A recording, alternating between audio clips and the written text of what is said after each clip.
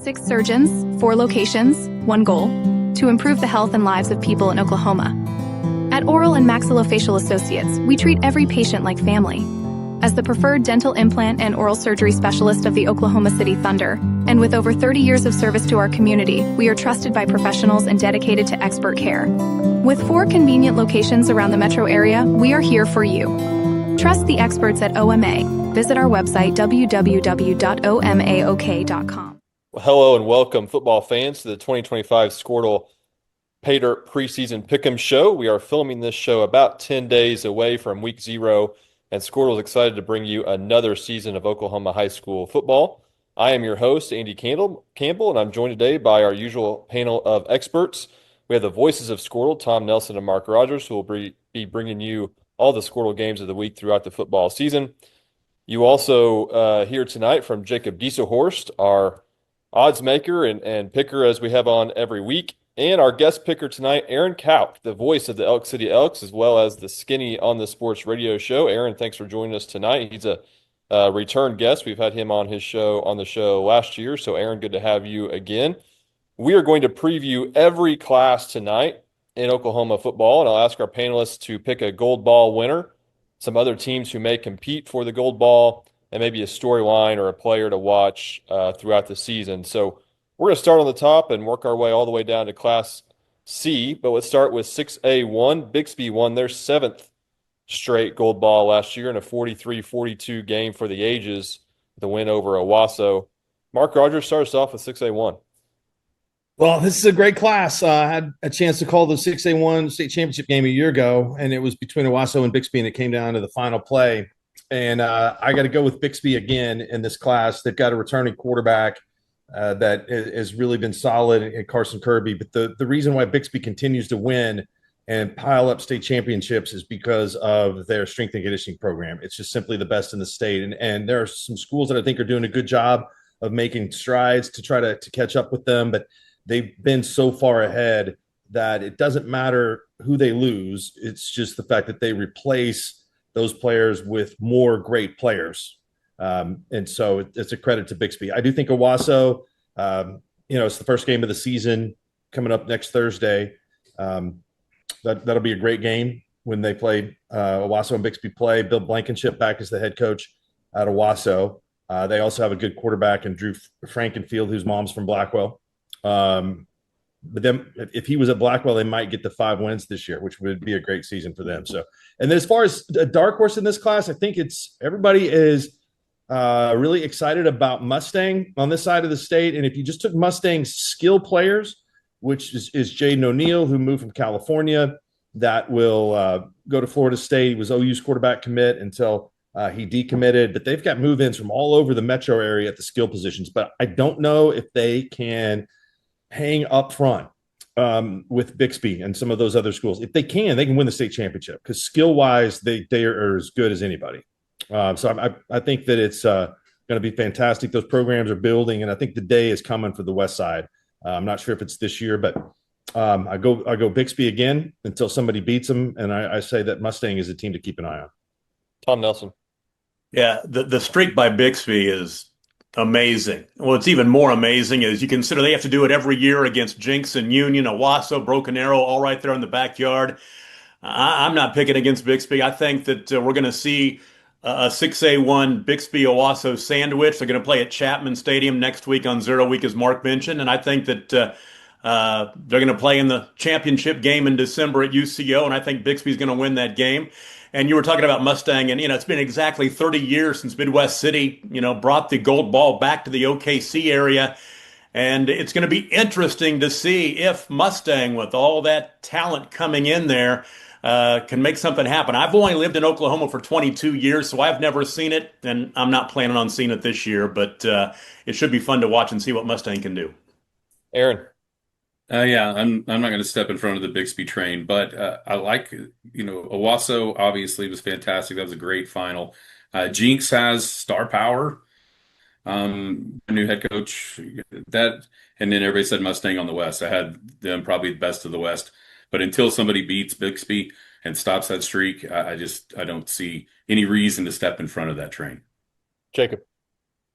Yeah, Bixby going for 8 straight. Their offensive coordinator, Tyler Schneider, isn't, he's kind of like the ringmaster. I mean, getting to watch them play the last few seasons against Deer Creek, the way that they execute their offense, the way that they, group sub in certain sets to run plays, they seem like they're just a level above everybody else in their game planning, and that's on both sides of the ball. So it's hard to pick against Bixby, but I'm going to go against the grain here, and I'm going to take Owasso to flip the table this year. And I do think Bixby wins week 0, but then I think Owasso wins in the final, which I think is somewhat similar to what happened last year with Bixby winning. But it's going to be excellent football. Oklahoma High School 6A1 football is elite high school football. All right, let's go to 6A2. Choctaw won a gold ball last season with his 26-25 defeat of Muskogee. Tom Nelson, tell us about 6A2. Well, Choctaw broke through. They won their first state title since 1960. I don't think it's going to be 65 years before they win another one. I think they're going to get it done again. I think they go back to back because so much of what got them there a year ago is back for another go around. I think Stillwater is going to be right there. Deacon Jones, saw him play a couple of years ago as a freshman.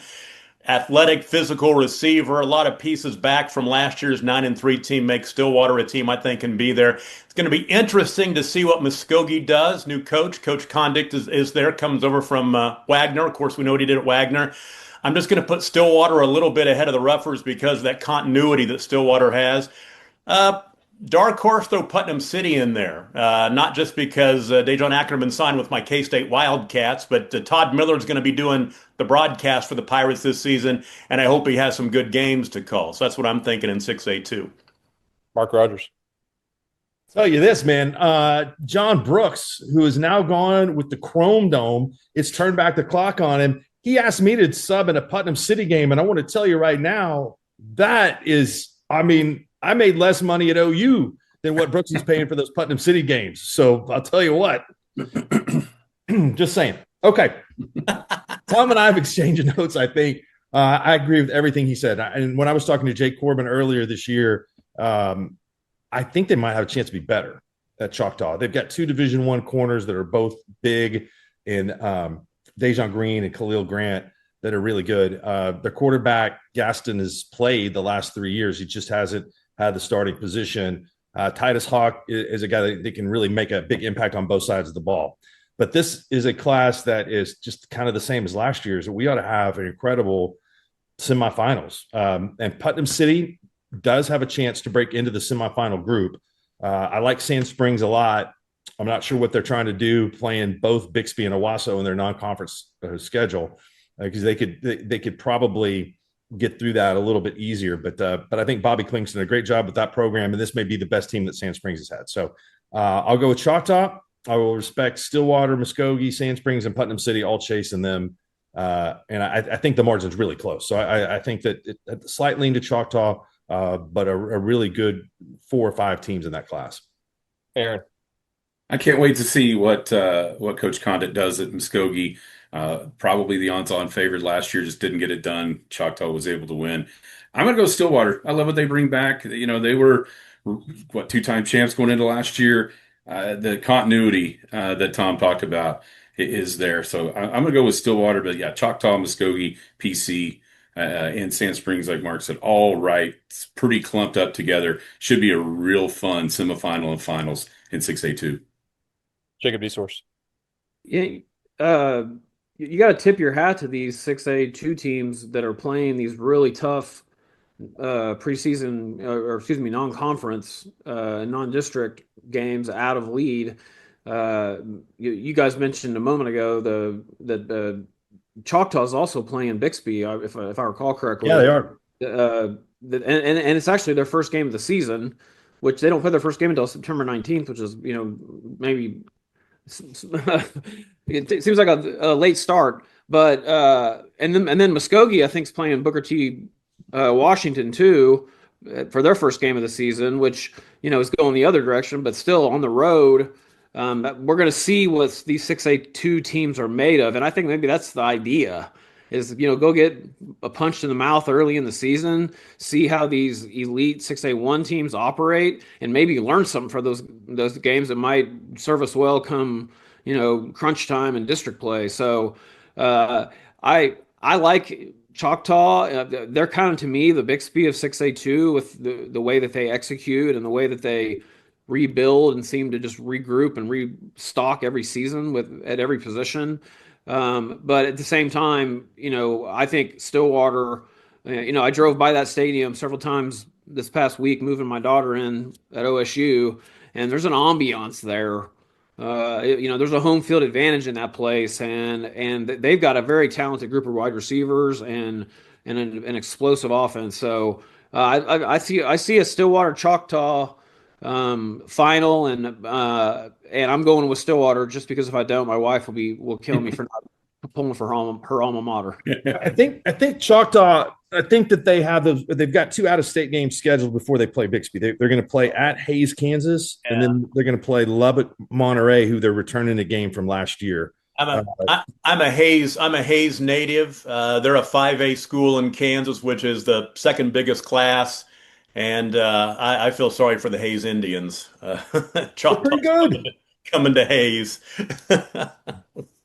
They played for the state championship last year, but they went 8-5, and they kind of made a run late. But there's a big difference between Oklahoma and Kansas high school football, I'll tell you that. Moving on to Class 5A, Carl Albert won its 19th state championship in December with a 30-6 win over Guthrie. Mark, can anyone beat the Titans in 5A in 2025? It'll be tough. They are reloading with a really good group. So they have to replace so many good players in their secondary. But talking to Mike Dunn, they've just got guy after guy after guy that's going to step in. And then they've got Jax Wilkerson, who might be the top freshman in the state. He's already 6'7", 285 pounds, and wears a size 18 shoe. So I guess physically he's probably ready to play as a 9th grader, I would think. Del City will be good again. I think Booker T. Washington is going to be pretty good. I see that their numbers are up. They're up from a couple of years ago from 40 now to about 65. So I think they're going to be really good. I'll give you one dark horse. It could be the best team that Pryor has ever had. Their quarterback, Braden Ward. They've won some big games in the past couple of seasons, but they've never been able to advance to a semifinal. And so we'll see if they can get that done this year. But yeah, this is an amazing run from Carl Albert, and this might be the year to get them because they'll have a ton of experience coming back over the next couple of years. Tom. Yeah, I think that if they win the state championship this year, they've got 20, which puts them past Ada for most state championships in Oklahoma history. I'm going against them.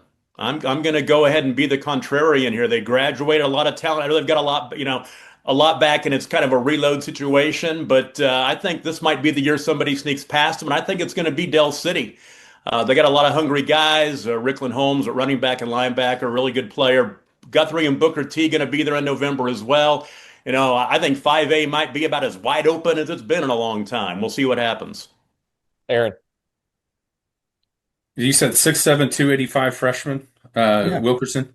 Mm-hmm. I've got a freshman in my house that's like 5'7", 120. Right. Yeah. So maybe not the same there. Carl Albert, I think that's the storyline in Oklahoma high school football this year is for the first time since I've been alive, I guess, somebody other than Ada might be atop the Mount Rushmore of high school football programs. They did lose a ton. I know Elk City had played them in the non-district, not last year, but the 2 years before that. The linebacker, what was it? Caden something. Davis. Caden Davis. Yeah. That dude was phenomenal high school football player to go with all the collection of D1 talent that they had around him. Guthrie, it seemed to play them well in the regular season, not in the finals last year. Del City's always super duper talented. I was surprised. I was not surprised, I say, at Newcastle's run last year with them bumping up to 5A. We had seen them in the playoffs the year before, and they were very talented. They lost some of that. But Carl Albert, I think that is the story and them getting to 20, and I don't see any reason why they wouldn't. Jacob. Yeah, Carl Albert, man, but the way that they were playing just kind of just peaking at the right time every season. I don't think anyone would disagree that late in the season last year they might have been the best team pound for pound in Oklahoma. And even though they lost, all the superstars they had from last season's team, they're like Bixby. They're like, Choctaw. They just reload every year, it seems like, and until someone knocks them off, they're the team to beat in Class 5A. And Del City, if anybody is going to do it, it's going to be their next door neighbors, Del City, who's going to have one of the talented rosters in 5A. And then on the east side, I think McAllister, is bringing a really good team back. And I think they're going to be the best team in 5A on the east, and possibly could see Carl Albert in the finals. So yeah, Carl Albert until somebody beats them, but 5A is going to be really competitive this year. Definitely a shout out to Coach Jeff Craig there at McAllister in his first year. Good friend of the show. He's been on many times as a guest picker. So best of luck to the Buffaloes and Coach Craig this year. Let's move on to Class 4A. Elgin won a state title last year with a 29-22 win over the Tuttle Tigers. Tom Nelson, who gets it done this season in 4A? I'm kind of a closeted Elgin Elves fan. They love their game time down there, so forgive me if I stand on business. I think they get it done again this year. Probably going to have to beat Tuttle again to do it. I'm watching Fort Gibson. The coaches picked them with Wagner to win that district, and they've got a really talented and experienced offensive and defensive line guy named Cooper Hackett, top 10 lineman prospect in the junior class. He's being chased by a bunch of big schools already. So my dark horse is Fort Gibson, and I think Elgin's going to win it. Mark. Can we have a list of people that don't like game time? I mean, what do they think? I mean, they need to have Tom Nelson's voice booming over the loudspeaker. Everywhere we go, I hear Tom every Friday, which is great. I got it Tuttle 1, Elgin 2. Tuttle has a bunch of talent coming back, and Cruz Campbell, their quarterback, threw 40 touchdowns and 3 picks last year. That's pretty good. He's got both the Lane brothers as juniors, and Tuttle's just got players everywhere. So the Elgin program has been built to last. Chalmer, Wyatt, and that group down there is really, really good. Ryan Breeze, that coached at Lawton for a while, is on staff there. They've got a really, really good thing going. So I think those two teams are going to battle it out. I like Ada a lot. I think Ada, coach's son at quarterback, some really good athletes. They put some big numbers up, and I think that's the district to watch this year because I really like Salisaw. BT, Brandon Tyler, it wins every year. I mean, the guy's going into the Oklahoma Coaches Hall of Fame. It should be in there already. Now I think he's got 200 career wins. So he'll have Salisaw in the mix. Broken Bow's good with Graydon Howell, their quarterback. Poto is also really good. And so that group right there is that'll be a battle. I mean, any of those teams could win that district, but I think everybody's chasing the teams that was in the final last year. Hey, Mark, since we're on the topic of Class 4A, do you want to reveal the Skordle game of the week for week 0? Week 0, we're going to be at Tuttle. It will be Guthrie and Tuttle. That should be a great ball game to open up the season. I love the fact that those two teams decided to play and had a good game last year that ended with a great catch in the end zone. So I'm excited to see that one. Aaron, Class 4A. Yeah, it's Elgin and Tuttle at the top. I'm like Mark. I think Ada will be around. To me, though, the advantage Elgin had last year isn't there because they graduated the behemoths on the offensive line. I mean, that was something you just don't see in 4A very often. Guys that size that can move that well, and that many of them together, man, they were unbelievable to watch. I do have Ritzenmeyer back, who is an absolute load trying to tackle that dude. Donnelly at the linebacker spot, and I think Bryce Martin, maybe one of the corners, is back for Elgin. But I like Tuttle. Their skill is still there, even though they lost some of the guys on the outside with McAdoo especially. But they also, it seemed to me like Tuttle, their younger lineman, Hollyman maybe was a freshman last year, just a gigantic dude out there. That's right. A little concerned with Avalos in the middle as a linebacker. It seemed like he made every tackle that night in the first round of the playoffs when we were there. But I think it's Tuttle. It's been way longer than people realize since they've won because they've always been there. And I think Tuttle just not as disadvantaged on the offense and defensive line this year against Elgin. I think they get it done. Jacob. Yeah, it is fun seeing these teams play these, out of class early season games, and that total game Guthrie game is going to be one of the example of that. We talked about it, some others tonight.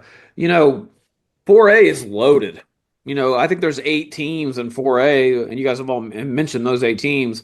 Elgin, obviously, defending champ, team to beat. Tuttle, perennial powerhouse. They're going to be right there. Ada, to me, last year seemed like a team on the rise, and I know they return a lot. So I think Ada's going to be in the mix. And then, you can't mention 4A and not mention Blanchard, too. I think Blanchard's just a gritty team that's going to be there as well and plays in that really tough district. And so, but I'm picking Tuttle. I think Tuttle, like Aaron said, I think Tuttle's got the right chemistry coming back, and it's going to be those 4 teams, though, in my opinion. I think it'd be kind of cool. It'd be kind of interesting if Ada would happen to have a great run, win a Yeah. state championship, and kind of say Carl Albert not so fast. Yeah, everybody's taking that for granted that Carl Albert wins and they're going to be at the top of the mountain. I think that's something maybe to keep a little chip on Ada's shoulder. Well, yeah, and Ada's last championship was 95, right? I think that's right. 95, the 95 season. I mean, they've been there. I think they played at Heritage Hall one year in a 4A final, but wow, I mean, it's been a long time.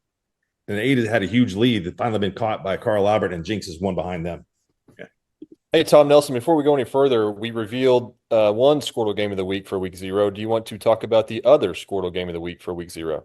Yeah, it's going to be a lot of fun. We'll be a short drive from me, going 20 miles north of Enid up to Pond Creek Hunter. Got 8-man football action coming your way. And the reason we're going to be up at Pond Creek Hunter is they take on Coyle on 0 week on Friday night is because they're going to be honoring the 40th anniversary of the 1985 state championship team. It's hard to believe it's 40 years. I graduated in the class of 85. That just blows me away. But Van Shea Ivan was the quarterback on that team. They got a lot of the people coming back for that one. It's going to be a whole lot of fun. Coach Welch, we're going to be up there doing the broadcast and looking forward to it. Of course, I wasn't in Oklahoma back then, so but I followed Pond Creek Hunter since I moved, and I've had a chance to broadcast their state championship games, their state championship win over the years. But be cool to look back 40 years and honor that 40-year-old state championship team at Pond Creek Hunter.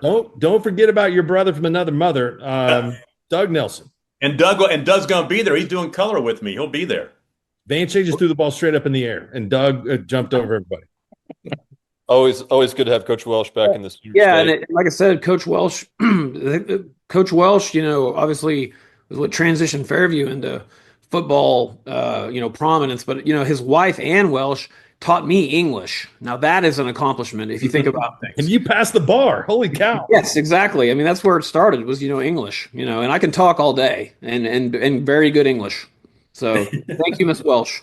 Too bad somebody can't capitalize your name, your first and last letters of the name, because they'd have failed English. Yeah. I told Adam the only concession I'm making to my situation is I've got to be in a place with air conditioning in the press box, and Pond Creek Hunter definitely fits the bill. So I'm sure we'll be talking about those 2 teams here just a few minutes, Tom. But craving a dessert that's simply irresistible? Indulge in Brahms Molten Lava Cake Sundae. Ripples of hot fudge layered on chocolate bun cakes, and scoops of Brahms premium vanilla ice cream, topped with more fudge and showered with toasted almonds. This Sunday is a chocolate lover's delight with whipped cream and a cherry on top. For a dessert that's irresistible, try Brahms Molten Lava Cake Sundae.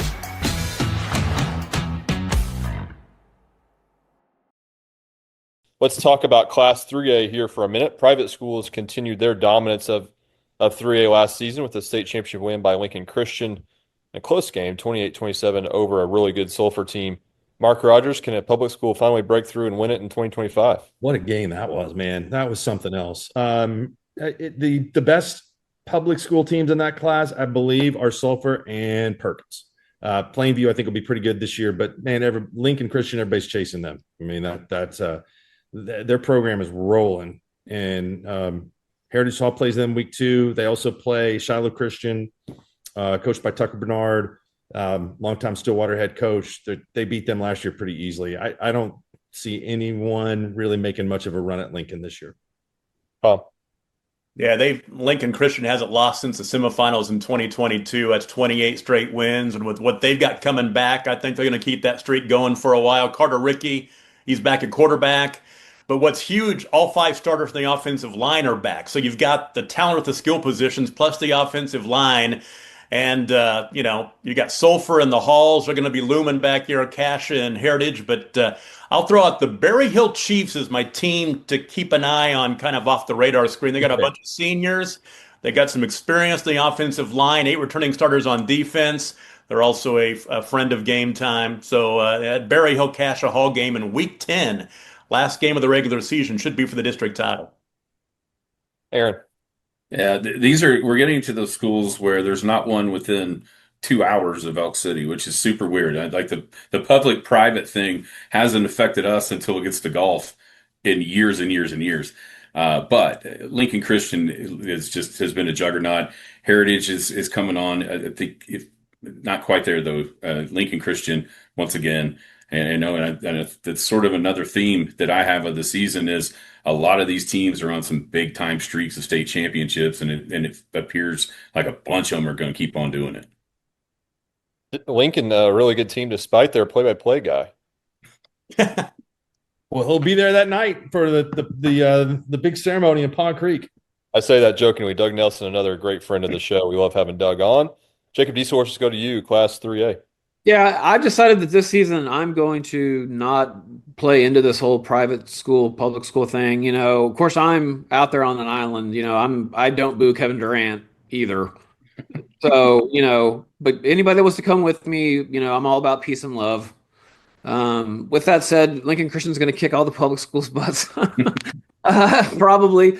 If there is a team that I think has some hope against Lincoln Christian, which is a well-oiled machine, it's Sulphur. I think Sulphur is going to be, an excellent team in this coming season, and so I hold out hope, and that's who I expect to see in the finals is Lincoln Christian and Sulphur, and you can never count out Heritage Hall. Great coaching staff, always have good athletes, kids that just make leaps.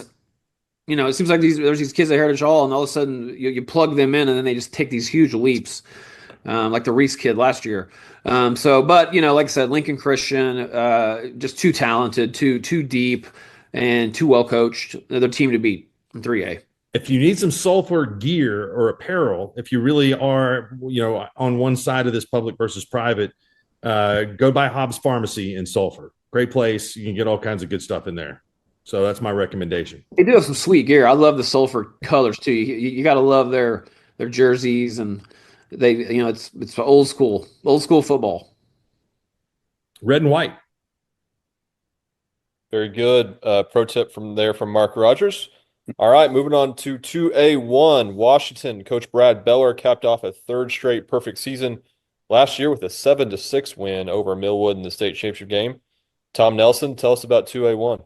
I learned a long time ago on this show, you never pick against Washington. I'm not about to start now. They've won 44 straight. And if they put together another 14-0 season, they'll be tied with Bixby for the longest 11-man winning streak in state history. And they got so much young talent, they could take this winning streak to 60 or 70 before they're done. Big game coming up, though, in a couple of weeks. Washington at Sulphur in the non-district. That's going to be their toughest test of that streak. Last year, they won it by 3, 27-24. You've got Jones and Metro Christian and Millwood going to be trying to catch the Warriors. My dark horse, Marlowe. They get Washington at home on October 16th. And because they're in the same district, they wouldn't have to play them again until a potential state title matchup. Keep in mind that Marlowe is the last team to beat Washington in the 2021 state championship game. But I can't go against Washington. I think they're going to roll again. Mark. They're really good. They're really good up front. Case Alexander is an awesome player that's kind of versatile. He can do a little bit of everything. Their quarterback is fantastic at Washington. They're the team to beat. The team that I think is next best is Jones. Asen Hansen has been a starting quarterback there for a while. They've got an impressive group. But Washington had 3 close calls last year. They had the overtime game against Sulphur that Tom talked about, then an overtime game against Marlowe. who was really close, and then that 7-6 game against Millwood in the finals. So they have been pushed. They had a couple other games in the playoffs that were tough. But what a great program. Brad Beller and his staff, they do an incredible job. So I would take Washington again. Aaron. Yeah, it's going to be hard for me to go against the 2A school with the indoor facility that we get to go and see, since Elk City plays in that basketball tournament every year. I do think maybe this could be a year with what they lost. I know they got a bunch of really good young guys, but maybe no. Once again, these teams that have that experience, that have won over and over and over, I don't necessarily want to get out in front of that either. Millwood would seem to be the one that has had, played their tail off in the finals, and maybe that those experiences there would help them in that situation, and any basketball guys that play football as well, just to be in that moment. But give me Washington again. Jacob. Yeah, that final last year, Washington and Millwood. I wasn't invited to the Pick'em show that late in the season, because you guys invite all these coaches whose teams have lost, and I get kicked to the curb. But I think everybody got 42-41 and ended up being 7-6. But anyway, that shows you how good of a team Washington is. That they find ways to win games that maybe they shouldn't have won, and they do it time and time again. And that's coaching, that's execution, that's a little bit of luck maybe too. It doesn't hurt. And so, Millwood, they're always going to have the athletes to compete with everybody. And I agree with Tom. I like Marlowe this season too, and that's the way that schedule sets up, and them being in Washington's district. I could see even them losing that game early in the season to Washington, but still going to be put on the other side of the bracket in all likelihood, and maybe see Washington then in the finals on a neutral site. And if anybody's going to knock Washington off when nobody expects it, Marlowe's got the pedigree to do it. So I'm picking Marlowe. I'm going to go out on a limb. I'm picking against Washington, not because I don't think they're a powerhouse, but just because I would like to be controversial. There you go. Fair enough. Let's move on to 2A2. Davis was the inaugural champion of 2A2 last year with the 2018 win over Vian. Mark and Coach Parker and his Wolves team repeat this season. They've got a good shot. They're pretty tough. They've got a bunch of players returning. This is one of those classes that I think is absolutely up for grabs. I don't think that there's as much distance in this group as there was. And last year's the same way, because you had 4 undefeated district champions in this class, and that wasn't the state champion. So Davis is good. My pick would be Vian at number 1. I like Holdenville a lot, that beat Davis last year. I like Adair a lot in this group. And so another very, very balanced year, I think, in this class. Vian has had a couple of transfers come in. They've got Mason Wright back for his senior season, and it might finally be the Wolverines year. The Vian Wolverines, not the Holdenville Wolverines, but Holdenville be in the running. I like Vian. They like Mark mentioned, the transfers, including Ledger Folsom, came in from Eufaula, got a good running back, Drayton Fletcher. Nobody wants to go into St. John Stadium in November. I did it a couple times as a broadcaster. That's a tough place to go in and try to win. Great stadium, by the way, right? Yeah. I mean, cool Great venue. atmosphere on a cold Friday night in Eastern Oklahoma, I will tell you that. You talk about Davis, they're not dodging anybody. They've got 3A schools, including Sulphur and Plainview on the non-district schedule. They play in what might be one of the deepest districts in the class, Holdenville, Community Christian, and Beggs. A team that will have my attention just because I'm around, they're in the area, is Alva. They had a breakthrough season a year ago, 8 wins. They lost to Fairview Stroud and then got beaten pretty badly by Beggs in the playoffs. They've got a lot coming back.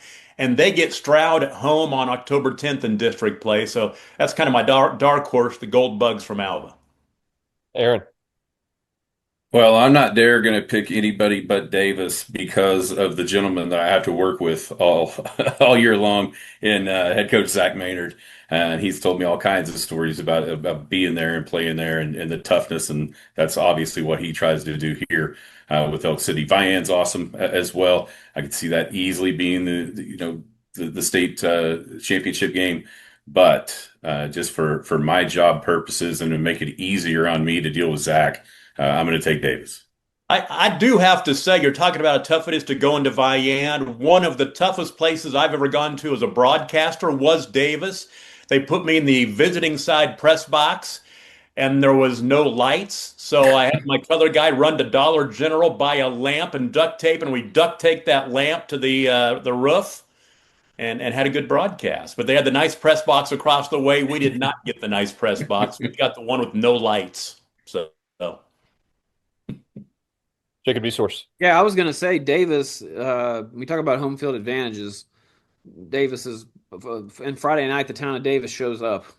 And it seems like whenever Sulphur's got a really good team, Davis has a really good team too, which is every year, pretty much. I mean, you're talking about some really high level high school football down in that part of the state, and those two teams. And it's always fun to see that rivalry every season out of class and out of district.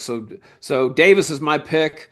Obviously, Vian is going to be steamrolling teams, returning a lot of talent, and then even though they're in the same district, Beggs is my sleeper. I think Beggs is going to have an exciting team in this 2025. So watch out for Beggs. But my pick is Davis for about 2A2. Hey, we mentioned great stadiums. Skordle has a Facebook post regarding the best high school sports stadium in the state of Oklahoma. Got a lot of good comments on there. So if you think your team has the best high school stadium in Oklahoma, feel free to go to Skordle on Facebook and comment on that. Definitely a lot of comments for the Rock and Guthrie and Frederick's Bomber Bowl and several others that have been mentioned. Mark, looks like I know last year you almost died in your driveway, and Swish couldn't be here tonight, but I just want to say you're on point. So you've done a great job. You may be Wally Pippen, Swish. Hey, but how about that turf at Eubanks Field, guys? Now we're talking. Well, I do have to say the Rock is not high on my list. The Rock is not high on my list because when I used to do Enid High games, they put me on the roof of the visiting side concession stand. So they wouldn't let me in the press box. Hey, that's not a bad. I called games from over there too. I mean, you've got Chris Evans that takes up 2 or 3 booths over there. So that's just where you go when you call a game from Guthrie. It's part of the deal. All right, we have finally made it to A1. Rejoice Christian beat Fairview and Hooker on their way to a state title for Coach Marley last season. Tom Nelson, preview A1 for us. I like Rejoice Christian to repeat. Mark and I saw him last year when they beat Fairview in the quarterfinals, and much of that cast of characters returns for another run, including my favorite name. Had to say it 10,000 times last year to get it down. ZZ Okwafelizi. He's 6'5", he's 200 pounds, receiver. Matchup problem for anybody in Class A. They've got Noah Goodman, a really good running back, one of the best in the state. 7 defensive starters back as well. Bacola is going to be in that mix. A couple of transfers they're counting on for some big things. They host Rejoice in district play in early October, so they do get Rejoice on their home field. We talk about stadiums. One of my favorite places to broadcast from was Cashin's old stadium. They've got a new stadium now and a new turf field, and after a couple of down years, after back-to-back gold balls in 2020 and 2021, the Wildcats are back, and Coach Shack's kids are going to be fighting for another state championship. But boy, Rejoice Christian, I think that they're going to get that second gold ball. I tell you what, I'm picking a lot of repeat champions this year. A lot of homers. Yeah, that's okay though. Nero just got offered by A&M as a sophomore, so don't see many of those in Class A1. Mark? Yeah, Camion Compton-Nero is a superstar. I mean, he's a stud. When Cade Marley went down last year, he played quarterback, and it was ridiculous. He was incredible. I think he's a better football player than basketball player, and certainly the offers say that right now. Yeah, he's going to go wherever he wants to go. So I'm more Rejoice. And Andy, when you almost died in your driveway, I almost died at Rejoice trying to get into that press box because it was about 5 degrees and windy, and they had a ladder. I made a dismount in there that would have gotten a 2 point on a scale of 10. It was I think Adam's probably still laughing about it. Okay, no, I gotta call out Mark on this one. This is, I'm used to doing these 8-man games, these small school games. I came dressed for that game in November because I knew we were going to be. I I did expected not to be know on we were the going to be roof. outside. I have Expected to be frostbite. on the roof. We wrap up that ball game, and I turn to Mark for some post-game comments, and he is gone. He Jake, you was know a good gone. lawyer because I can't feel 3 of my fingers from that game.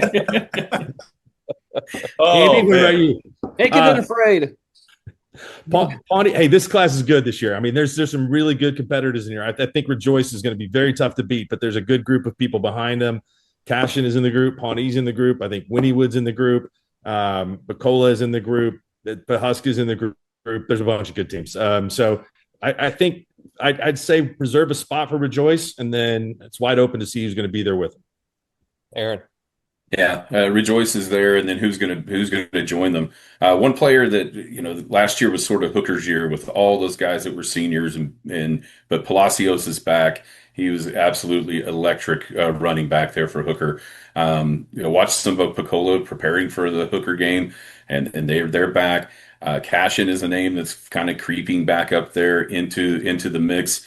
I think that could be one of the most interesting kind of trips to OCU or UCO, excuse me, is who's going to join Rejoice in the finals because it almost just throw everybody's name in a hat, pull one out, and I don't think you'll be upset with anybody that you end up pulling out of that hat. I appreciate you throwing Hooker in there real quick because that reminds me. I've got to say a good thing about Hooker because we went out to the Panhandle last year for the Hooker Fairview game, and they hooked us up with the barbecue spread of a lifetime on the visiting side. The home team didn't even get it. It was just for us. So I'm all about Hooker just because of the good barbecue out in the Panhandle.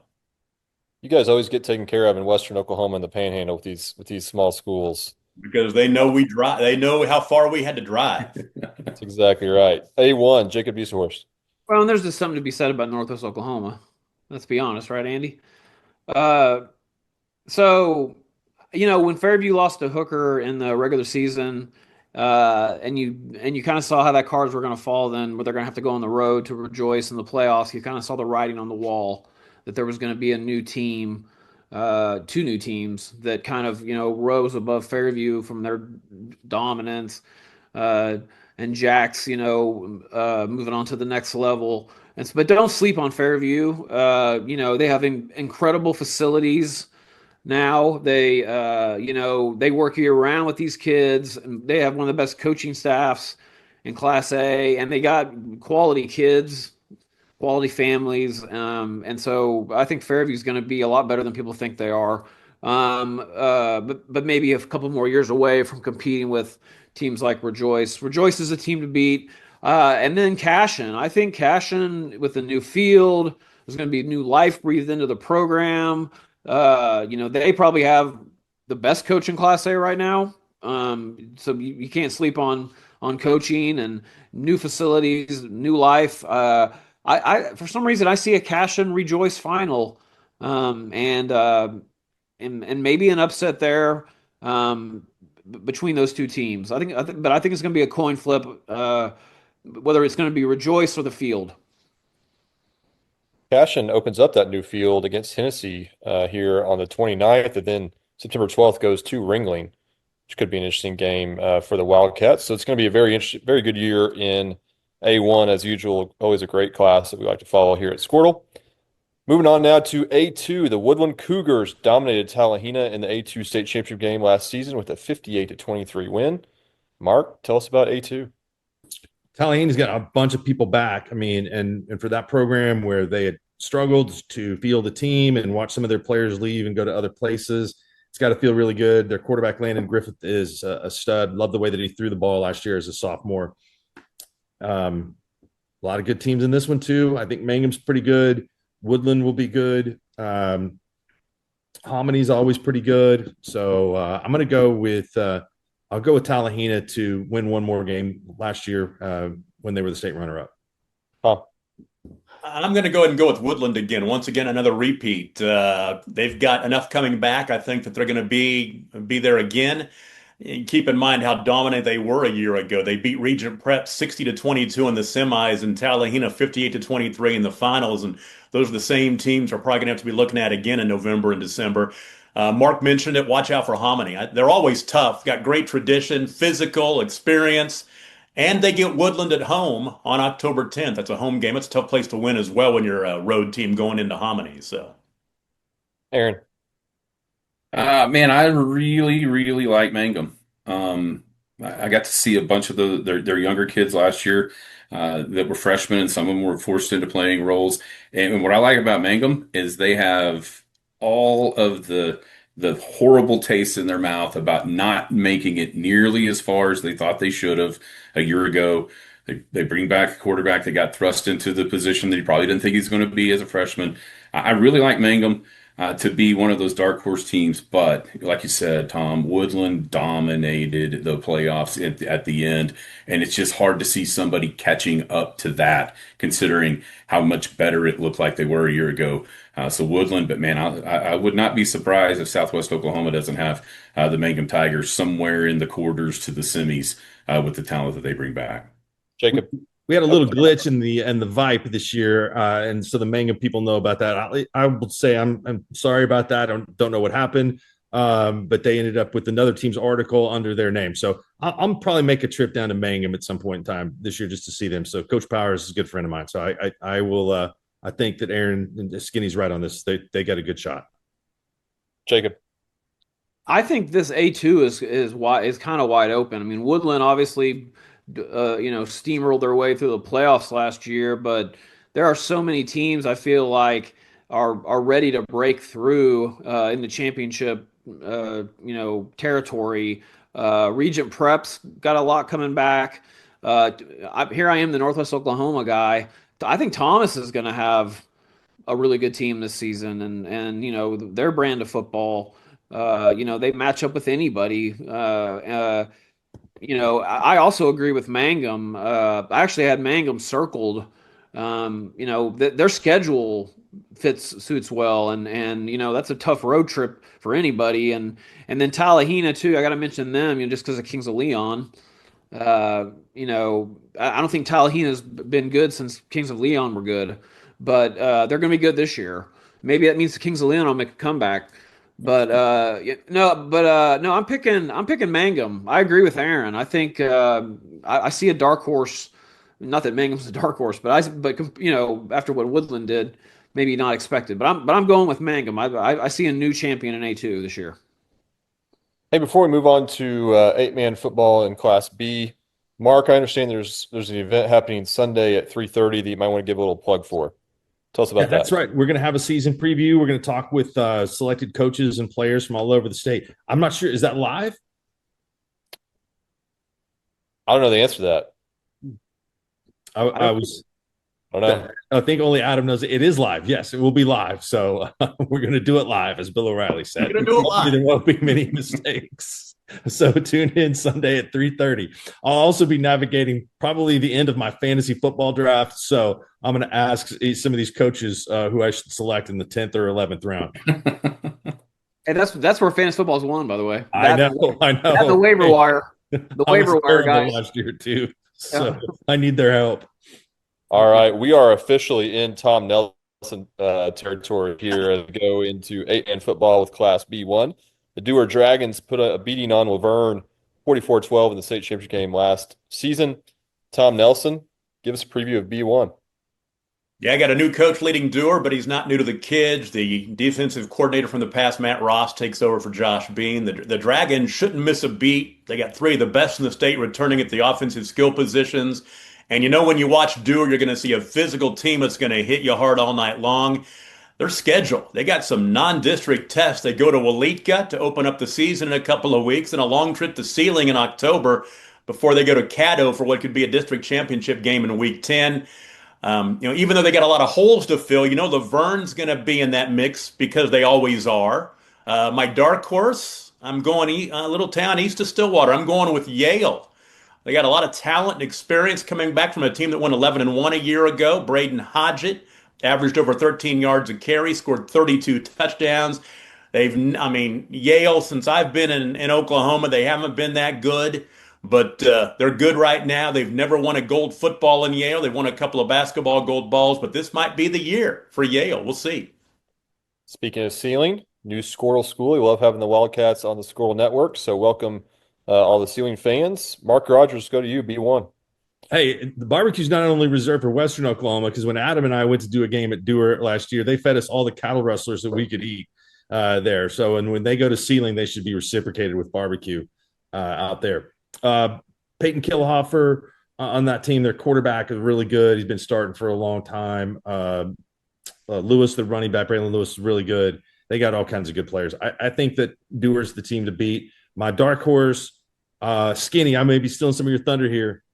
Going with Hollis. The Hollis Tigers be the dark horse in this class. I think that they've got a really good group that can play. No more Felix Teal and Laverne. He's been such a big part of that program, but I still think that Laverne's going to be good. They'll have some replacements in there, but I'll go with Dewar to win. Aaron. Yeah, I think maybe the ultimate compliment that a team can get is from kids that are in high school that don't want to admit that another team is better than them or tougher than them. I heard that from a kid out here that played Dewar in the playoffs. So nobody has ever hit harder. Nobody has ever been faster. Like what was going on? But yeah, they got everybody back. Laverne is Laverne. But you're right. Teal was such a weapon that he opened up a lot of things for everybody else. Hollis was going to be my dark horse. With some of the guys that they've got coming back and talking to one of their players over the summertime. It seems like they got a bunch of buy-in and they're pretty hungry to try to get back to where they were or even one step farther and play for a gold ball. So yeah, Hollis would be my dark horse, but it's going to be hard to knock off Dewar. Jacob. Yeah, just like I promised to not be making this, private school, public school thing, and I don't boo Kevin Durant. I'm also not going to make any jokes this year about 8-man football, adding 3 more players to the games. I promise. I won't mention that all season. Yeah, Dewar. Look, Dewar's the team to beat. Dewar, they seem to be up at a little higher level than everybody else, and got a lot coming back. Laverne, again, is a perennial powerhouse. But if and this is how far this has gone in high school football now. My understanding is Laverne's quarterback transferred to ceiling. Yeah. Now we have kids in B transferring. But that's where we're at. And yeah, since Yale was brought up, I have to mention Yale. That's my wife's dad. My kid's grandpa went to Yale, and so he's a Yale alumni from the good old days, the real good old days. It's probably 6-man football then. But no, Dewar's the team to beat. Dewar is the class of Class B1, and they're my pick this season. It makes me wonder. You talk about we're now Texas and Kansas. Texas had it for a long time, but Kansas now has 6-man football classifications as the enrollments of the high schools in the western part of the state go down.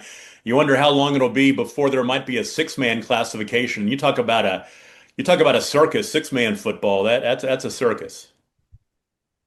I gotta give a shout out to Emory Gregory, my grandpa, who was a 6-man football all-star. I've seen the yearbook pictures to prove it. So where was that? In Illinois, in Metamora, Illinois. I think that's where Grandpa and Grandma went to high school, isn't it, Adam? I'm gonna have to bring Adam out of the banisters to make sure I got that right. But very nice. 6-man football, yeah. But no, 8-man football is there's something special about that. There's something just so pure about it, right? And it's fun to watch. I got to say, the only place I've pretty much seen a brawl in an all-star game is the 8-man all-star game in Miami. I tell you what, those kids get after it every year. It's pretty intense. All right, guys, 2 more classes, and we're down to Class B2. We mentioned Walika earlier. They got a big win, 54-12 over the Ceiling Wildcats for a gold ball last season. Tom, tell us about B2. I think B2 is going to be really competitive. Last year, Waletka rolled over Ceiling in the final. I think that's marinated in Ceiling and made for a long off season.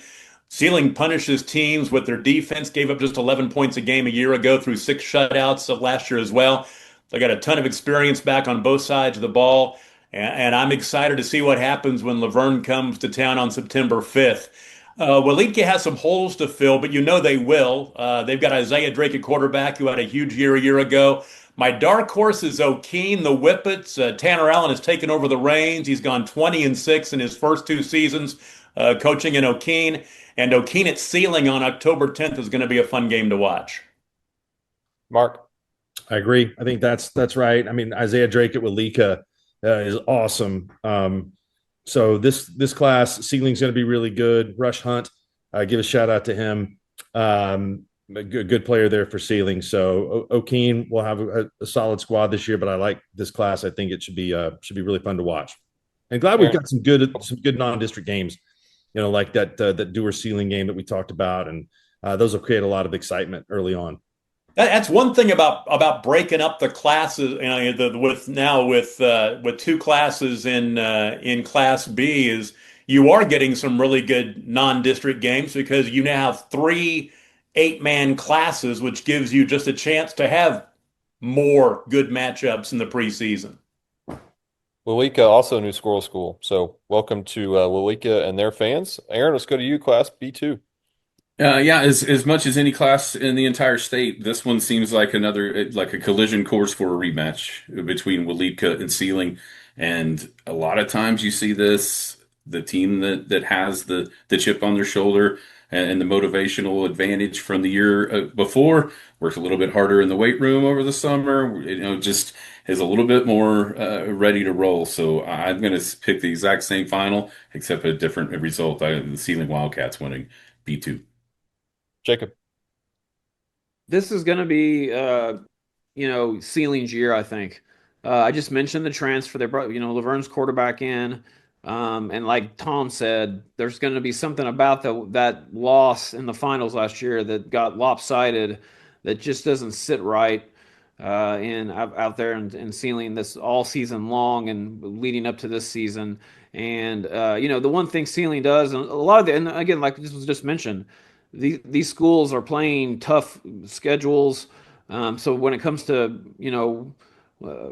cold season, what I like to call it, when it comes to bundle up season, when championships are won, the cream rises to the top, and the cream in B2 is Ceiling. It's Waletka. I also like O'Keene a lot this season. I'm sticking to my Northwest theme. And then Wilson, the Wilson team, what is it? Wilson, Henry, what's the, yeah, that team, I think has a lot coming back, and is gonna break in this season to the upper echelon of B2. But Ceiling's my pick. All right, guys, we're down to our final class, Class C.